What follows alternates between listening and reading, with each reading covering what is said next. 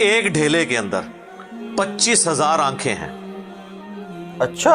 और hello guys, welcome to my channel. आप सब लोगों का स्वागत है। आज का वीडियो बहुत ही इंटरेस्टिंग एंड बहुत ही इंफॉर्मेटिव है, क्योंकि आज का वीडियो का टाइटल है creation to the creator Allah. Muhammad Ali Mirza sir की एक लाजवाब वीडियो में से एक वीडियो। सर को सुनना इसीलिए मुझे बहुत अच्छा लगता है क्योंकि सर एक लॉजिकल वे में बताता है और विथ रेफरेंस। अगर कोई एक लॉजिकल वे में कुछ चीज़ बताएगा तो उसको डाइजेस्ट करना बहुत ही ईजी होता है, चाहे वो मुस्लिम हो चाहे वो नॉन मुस्लिम हो। और इस्लाम एक ऐसा रिलीजन है जिसको लेके लोगों के मन में बहुत कुछ चीज़ है, क्योंकि वो लोग किताब से बहुत ही दूर है। वीडियो को स्टार्ट करते हैं। इस वक्त मेरे भाइयों, इस हमारे मिरेकल प्लेनेट जमीन के ऊपर, अर्थ पे the miracle world 2 million species दरियाफ्त हो चुकी हैं, नबातात और हैवानात की, यानी पौधों और जानवरों की मिलाकर 20 लाख स्पीशीज, यानी 20 लाख टोटल मखलूक की तादाद नहीं है। उन स्पीशीज में से सिर्फ इंसान एक स्पीशीज है, एक स्पीशीज। और इंसान ही 7 अरब के करीब तो है दुनिया में। अभी 8 बिलियन हो चुका है। इस तरह गिनना शुरू करते हैं। 8 बिलियन इंसान, घोड़ा, कौवा, चील, इस तरह का लॉजिकल वे में बता रहा है। यूं आप गिनते चले जाएं। इसी चीज का मैं बात कर रहा था। इंसान के अलावा जितने भी इस रुए अर्ज पे आबाद हैं चीजें, चाहे वो जानवरों में से हो चाहे वो नबातात पौधों में से हो, तो इनकी स्पीशीज 20 लाख हैं। और ये अभी वो हैं जो दरियाफ्त हुई हैं। और साइंटिस्ट हमें बताते हैं कि 1 स्क्वायर इंच भी इस जमीन का ऐसा नहीं जहां पे कोई लिविंग थिंग ना हो। 1 स्क्वायर इंच यानी इंच बाय इंच का जो डब्बा है ना, इतनी जगह भी ऐसी नहीं है जो खाली हो किसी जिंदा मखलूक से। आप ये कहेंगे वहां में कुछ नहीं नजर आ रहा। जनाब, ना नजर आने वाली मखलूक है जो खुर्दबीन से आपको नजर आ जाती है। इवन खुर्दबीन के जरिए अगर हम अपने जिस्म पे देखें ना, तो ये बैक्टीरियाज ही बैक्टीरिया नजर आएंगे जो हमारे जिस्म से खुराक हासिल कर रहे हैं, लेकिन अभी देखने में तो नहीं नजर आते, बहुत छोटे हैं। 1 स्क्वायर इंच भी ऐसा नहीं है जहां कोई लिविंग थिंग ना हो।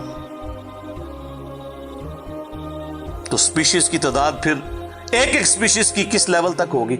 सिर्फ इंसेक्ट्स, कीड़े मकोड़े जमीन पे इतने हैं कि जमीन पे बसने वाले हर इंसान को अगर 20 करोड़ कीड़े दे दिए जाएं, यहां 100+ लोग बैठे हुए हैं, आप में से हर एक को मैं कहूं कि 20 करोड़ आपके 20 यानी 200 मिलियन हर बंदे को मैं कीड़े अलॉट करना शुरू करूं और 7 अरब इंसानों को अलॉट कर दूं, तो इससे ज्यादा इंसेक्ट्स हैं सिर्फ रूए अर्ज के ऊपर। ये कैलकुलेटर फेल हो जाएगा। आप जरा 200 मिलियन को मल्टीप्लाई करें 7 बिलियन के साथ, बहुत ही बड़ा फिगर रहेगा। 1 बिलियन जो है ना, वो इतना बड़ा फिगर है कि अगर कोई शख्स 24 घंटे गिनती गिनता रहे, 25 से 30 साल चाहिए 1 अरब गिनती गिनने के लिए। जाहिर है दिन रात में 86,400 सेकंड है। हर सेकंड में भी एक दफा गिने तब भी आप 1 लाख तो पूरा नहीं करेंगे, और बाकी काम भी बीच में करने हैं, वो सब कुछ भी छोड़ दें, तब भी आपको इतना टाइम चाहिए। रोजाना 1 लाख दफा भी गिनती आप गिन लें तो कई साल चाहिए 1 अरब पूरा करने के लिए। तो ये 7 अरब इंसान, और हर इंसान को 20 करोड़ 200 मिलियन कीड़े, आप जरा ये कैलकुलेट करें। और ये तो इनकी तादाद है। अभी तो हम ये डिस्कस ही नहीं कर रहे मेरे भाई कि एक स्पीशीज के अंदर अल्लाह ताला ने जो क्वालिटीज रखी हुई है वो क्या है। मैं अक्सर मिसाल देता हूं ड्रैगन फ्लाई की। इंसान को तो छोड़ दें, बहुत कॉम्प्लेक्स है। ये जो हेलीकॉप्टर हम जिसे कहते हैं, हमारे इधर कुछ एक छोटा सा आप समझ लें कीड़ा है हवा में उड़ने वाला, उसके एक ढेले के अंदर 25,000 आंखें हैं। अच्छा। और आप देख लें वो जिस अंडे से निकलता है ना, वो बाल पॉइंट के नुक्ते जितना अंडा है। जमीन और आसमान की मखलूकात मिलके कोई अंडा ऐसा नहीं बना सकती जिसमें से ड्रैगन फ्लाई निकल आए। मुर्गियां जो अंडे देती हैं, कबूतर जो अंडे देते हैं, उनमें से उनके चूजे निकलना, वो तो अनइमेजिनेबल है, वो तो कुछ सोच नहीं सकता। जमीन और आसमान की सारी मखलूकात मिलके एक बीज ऐसा नहीं बना सकती जिसको जमीन में बोया जाए और वो 6 अरब गुना बड़ा दरख्त बन जाए। तो जो काम करने से नहीं हो सकता वो खुद ब खुद कैसे हो सकता है? बिल्कुल। और इस क्रिएशन का क्लाइमैक्स इंसान है। इंसान पे ही बात की जाए ना तो 1 घंटा चाहिए। इंसान को जो अल्लाह ने क्वालिटीज दी हैं जिसका उसे खुद भी नहीं पता। अच्छा मुझे बताएं, जिन क्वालिटीज का हमें खुद ही नहीं पता कि है हमारे अंदर, तो कितना कोई बेवकूफ होगा कि वो कहे कि ये क्वालिटीज मैंने खुद अपने अंदर रख ली हैं या मेरे माँ बाप ने रखी हैं। हमारे तो माँ बाप को भी नहीं पता उन चीजों का। आज जो हमें साइंस बता रही है, 1 लाख दफा रोजाना हमारा दिल धड़कता है, 1 लाख दफा, बगैर किसी पंप के, बगैर किसी एक्सटर्नल फ्यूल के 1 लाख दफा, 1 लाख दफा। अच्छा, और 1 लाख दफा धड़कने के बाद वो 10,000 लीटर खून पंप करता है हमारी नसों में, हर बंदे के। एक इंसान के जिस्म में जो नसों की लेंथ है ना, ये आपकी जो नर्व्स हैं, खून की नालियां, इसकी लेंथ इतनी ज्यादा है कि एक बंदे की अगर सिर्फ नसें जोड़ी जाएं तो जमीन के 2.5 चक्कर लग सकते हैं। 40,000 किलोमीटर जमीन का सरकमफ्रेंस है, 1 लाख किलोमीटर 2.5 चक्कर जमीन के लग सकते हैं। उन सारी नसों में खून का पहुंचना और वो खून अपने अंदर ऑक्सीजन लेकर जाए, एक एक खुलिये तक पहुंचना, और खुलिये की तादाद सैकड़ों में, हजारों में, लाखों में, करोड़ों में, अरबों में नहीं है। 100 ट्रिलियन सेल्स हर इंसान के अंदर मौजूद है। 1 ट्रिलियन 1000 अरब के बराबर है, 1000 बिलियन के बराबर। और 1 अरब मैंने आपको बता दिया कितना बड़ा है। तो 100,000 अरब हर बंदे के जिस्म में खुली हैं। तो साइंटिस्ट कहते हैं ये तो आप साफ कर ही नहीं सकते। आपको बस मुख्तसर बता देते हैं कि इंग्लैंड जैसे 30 मुल्क हों और उन 30 मुल्कों में सिर्फ दरख्त ही उगे हुए हों, और उन दरख्तों के जितने पत्ते होंगे ना उतने एक जिस्म में खुलिये। और खुलिये ये ना समझे कि वो ऐसी कोई चीज है। एक खुलिये के अंदर इतने सिस्टम है कि न्यूयॉर्क सिटी जितनी जगह चाहिए, अगर हम एक खुलिया हमें बनाना पड़ जाए, जो कुछ उसके अंदर सिस्टम्स मौजूद है, सोच नहीं सकता। बस इंसान फिर यही कह सकता है अल्लाहु अकबर कबीरा वल्हम्दुलिल्लाहि कसीरा व सुब्हानल्लाहि बुकरतन व असीला। अभी एस्ट्रोनॉमी की फील्ड में जाएं तो बंदा पागल हो जाता है। आज तो हमें टेलीस्कोप के जरिए क्या कुछ पता चल चुका है। नासा की रिपोर्ट्स तो आए दिन डिस्प्ले होती रहती हैं, इसमें मेरी वीडियोस भी आती रहती हैं। इस वक्त नासा ने जो डिस्कवरी की है ना, उसके तहत 250 बिलियन गैलेक्सीज हैं इस कायनात के अंदर, 250 अरब। और अरब मैंने आपको बता दिया कितना बड़ा फिगर है। हर गैलेक्सी में 300 अरब से ज्यादा सूरज हैं, उनमें से एक सूरज ये है। इस तरह के 300 अरब सूरज सिर्फ हमारी गैलेक्सी मिल्की वे में है, और ये एक गैलेक्सी है। और इस तरह की 250 अरब गैलेक्सीज और हैं। और ये साइंटिस्ट कहते हैं कि इतना बड़ा फिगर है कि दुनिया में जितने समुंदर हैं उनके किनारे पर रेत के जर्रों की तादाद है ना, उससे ज्यादा स्टार्स और प्लैनेट्स इस कायनात के अंदर है। तो कैलकुलेट ही नहीं कर सकता, अनइमेजिनेबल। और ये वो चीज है जो उन्होंने कैलकुलेट किया। लोग कहते हैं उन्होंने गिने कैसे होंगे, वो एक थोड़ा सा एरिया कंसिडर करते हैं, उसके बाद ओवरऑल लेके उसे मल्टीप्लाई कर देते हैं। यानी अगर मैं आपको बता दूं कि बास्केट का साइज इतना है, इसमें इतने अंडे आते हैं, तो ये हमारा हाल जो है इसमें कितने अंडे आएंगे, तो आप कहेंगे जी इस हाल का साइज बताएं, उसे मल्टीप्लाई करके कैलकुलेट कर लेते हैं वो। That's why I ये like नहीं होता कि वो एक एक करके गिनते हैं, वरना तो उनको भी लाखों साल चाहिए गिनने के लिए। ओवरऑल कैलकुलेशन वो कर लेते हैं। तो ये एक तरह अलग से टॉपिक है बहुत बड़ा। इस टॉपिक के ऊपर मेरी YouTube के ऊपर कई एक वीडियोस हैं, उनमें टॉप ऑफ द लिस्ट मेरी वीडियो आज से ऑलमोस्ट 12 साल पहले रिकॉर्ड हुई थी, 2008 के अंदर। हु इज अल्लाह, अल्लाह कौन है जदीद साइंसी हकायक की रोशनी में। उसके बाद फिर एक और वीडियो मेरी रिकॉर्ड हुई आज से ऑलमोस्ट 7 साल पहले, अगर कोई ने नहीं देखा है तो मसला नंबर 83B के उन्वान से, हु क्रिएटेड गॉड, अल्लाह को किसने पैदा किया और जदीद शैतानी वसवसों का तहकीकी जायजा, जिसमें मैंने दौरे हाजिर के एक बहुत बड़े leading atheist professor Richard Dawkins की किताब है द गॉड डिल्यूजन, उसका मैंने इल्मी मुहासबा किया था, वो देखने वाली वीडियो है। मसला 83B, आप हु क्रिएटेड गॉड, अल्लाह को किसने पैदा किया, इस तरह के अल्फाज देखें तो वो वीडियो आपके सामने YouTube पे आ जाएगी। फिर ऑलमोस्ट आज से 2 साल पहले मैंने कुरान एंड मॉडर्न साइंस के नाम से एक वीडियो रिकॉर्ड करवाई थी। वो इंग्लिश सब टाइटल के साथ भी आ चुकी है, ऑलमोस्ट 1.25 घंटे की।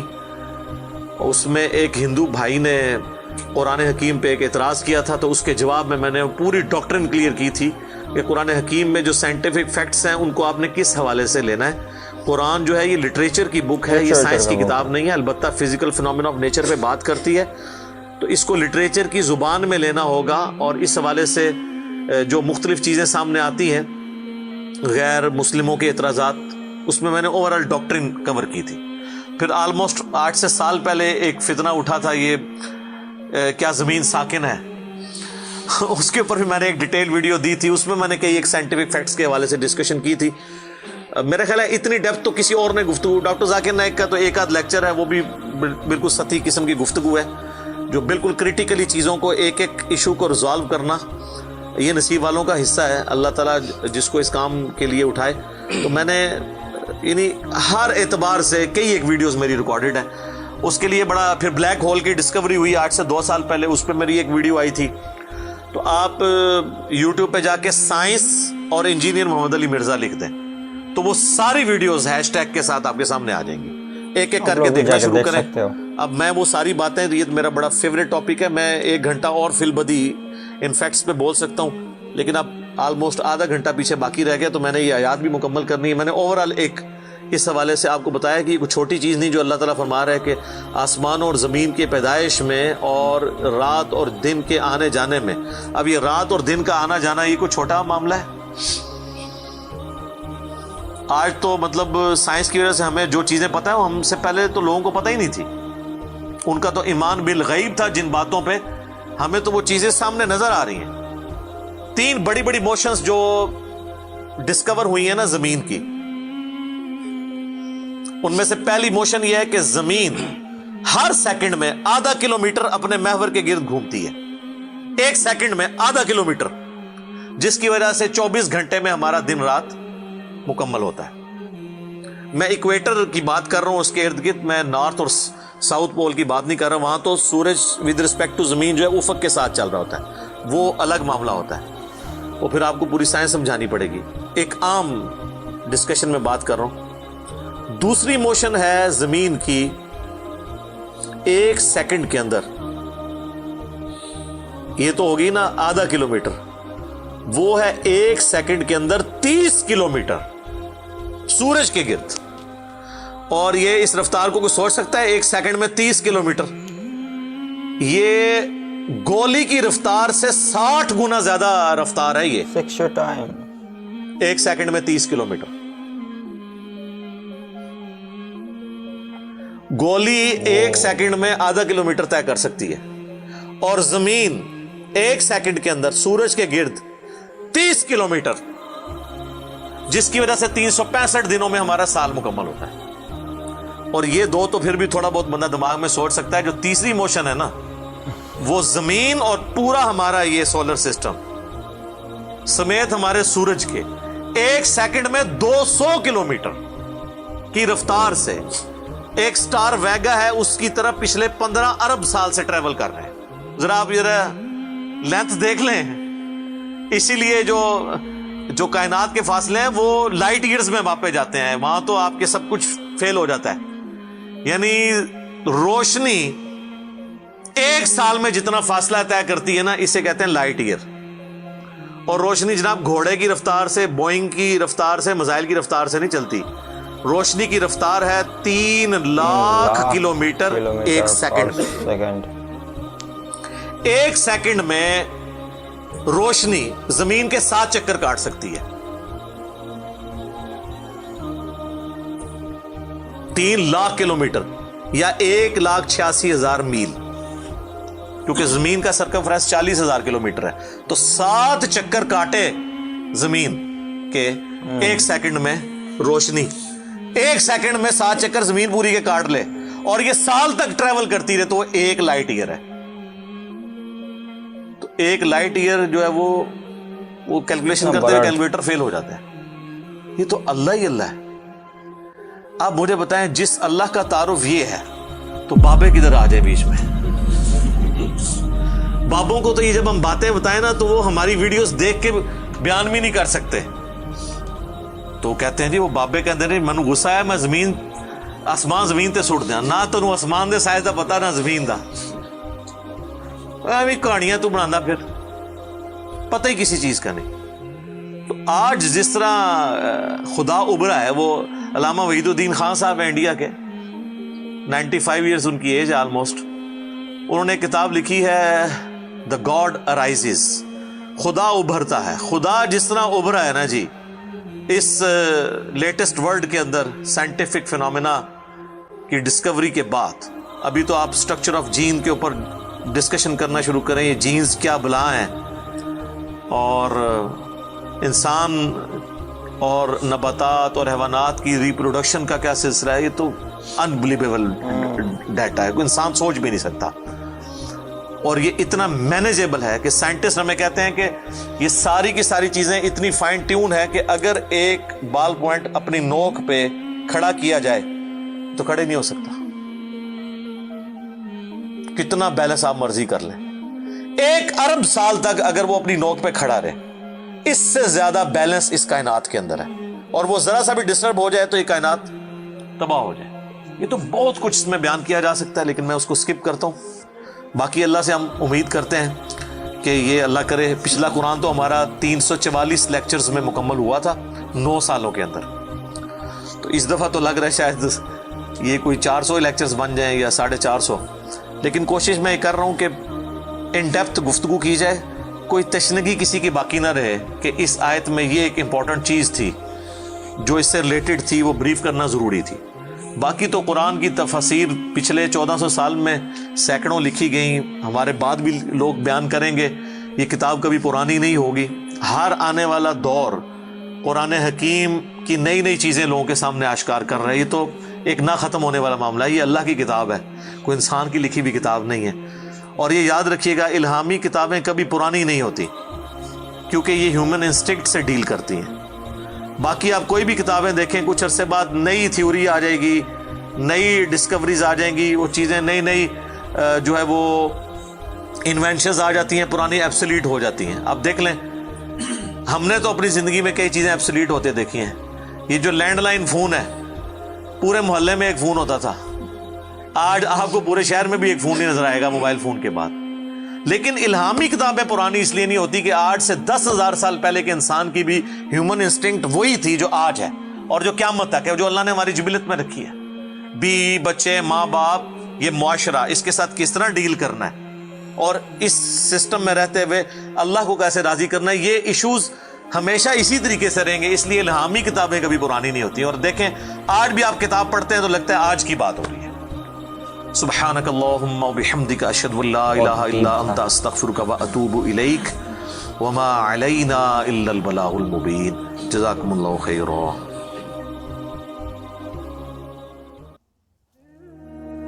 So this is the end of the video. अब क्या बोलूँ, इतना डीप और इतना अच्छा वे में सर ने समझाया है और इतना लॉजिकल वे में समझाया कि अगर कोई मुस्लिम बंदा भी इसको देखेगा तो वो भी सोचने के लिए मजबूर हो जाएगा, वो तो सोचेगा ही, और अगर कोई एक नॉन मुस्लिम भी देखेगा तो वो भी सोचने के लिए मजबूर हो जाएगा। जो हम लोग का क्रिएटर है, कितना बैलेंस करके इस यूनिवर्स को क्रिएट किया है, और हम लोग का क्या औकात है, हम लोग क्या है, हम लोग का क्या औकात है। इस वीडियो को देखने के बाद जो हम लोग का औकात है ना, चंद रुपया हो जाता है तो पैर ज़मीन पे नहीं पड़ता है। जो हम लोग का औकात है मुझे तो दिख गया भाई। मैं रिकमेंड करूँगा, चाहे मेरे से मत देखना, लेकिन इस YouTube में सर्च करके इस वीडियो को ज़रूर से एक बार देख लेना, क्योंकि जो इन्फॉर्मेशन दिया है मुझे तो बहुत कुछ पता था, जैसे कि लाइट का स्पीड क्या है वो तो साइंस की किताब में पढ़ लिया था, लेकिन तब एक अलग वे में पढ़ा था, लेकिन अब जो इसको समझ रहा हूँ ये अलग है। तो thank you for watching this video. मिलते हैं नए एक वीडियो के साथ, तब तक के लिए टाटा एंड बाय बाय।